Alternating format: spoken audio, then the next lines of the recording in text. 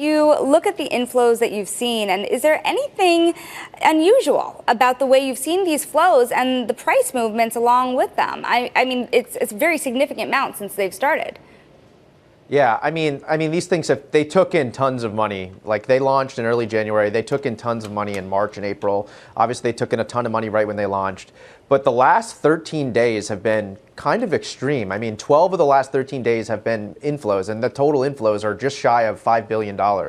So we're at like $4.7, $4.8 billion that have come in just over the last 13 trading days. So I think some of this is momentum chasing. Obviously, as price runs up, some of this has relation to do with the Trump odds of victory. People are, I think that a Trump victory would be good for Bitcoin. I don't know exactly what's causing it, but there's a lot of demand coming into these ETFs for sure. So how does this compare with what else you're seeing in the crypto world? Because the standout you've seen between Bitcoin and Ethereum has been pretty significant here. Is it because Bitcoin alone is part of the Trump trade?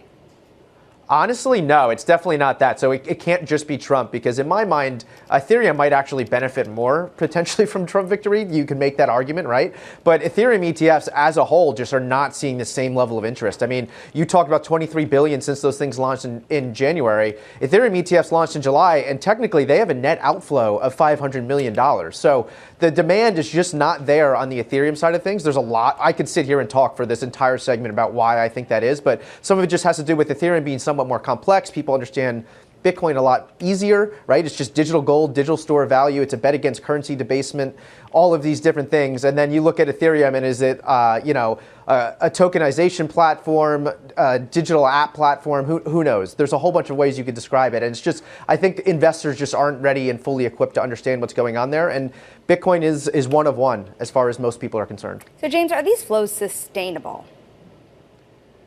That's a good question. So what makes a good ETF category and shows strong growth? We tend to see times like this, spikes of inflows over weeks, days, maybe even months, and then there are going to be periods of outflows. But over the long term, what you're looking for a successful ETF category is that trend line is going up and to the right. And there are going to be dips where things go down meaningfully, but if it's going up and to the right, that'll be successful. I think that is where Bitcoin ETFs are heading. I mean, if you look at gold ETFs, they've had a very successful year. Obviously, gold has done well. They have 130 billion in assets. These Bitcoin ETFs are already at 72 billion in assets. So there's definitely more room to run. I mean, when you talk to most people in our world, right? If you talk to most people in the TradFi world, Sonali, they're very skeptical of cryptocurrencies. A lot of people really still do not take Bitcoin seriously. I mean, heck, most of our colleagues and coworkers don't take this space seriously. So there's still plenty of space for this to run if that many people just think of this kind of as a joke in a way.